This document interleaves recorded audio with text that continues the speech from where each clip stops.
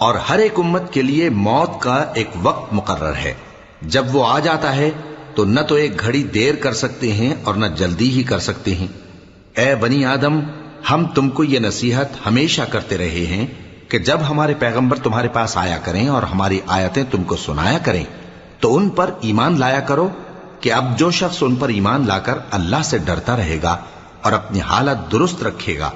تو ایسے لوگوں کو نہ کچھ خوف ہوگا اور نہ وہ غمناک ہوں گے، اور جنہوں نے ہماری آیتوں کو جھٹلایا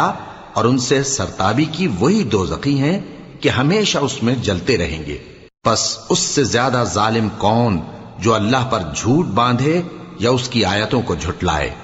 ان کو ان کے نصیب کا لکھا ملتا ہی رہے گا، یہاں تک کہ جب ان کے پاس ہمارے بھیجے ہوئے فرشتے جان نکالنے آئیں گے تو کہیں گے کہ جن کو تم اللہ کے سوا پکارا کرتے تھے وہ اب کہاں ہیں؟ وہ کہیں گے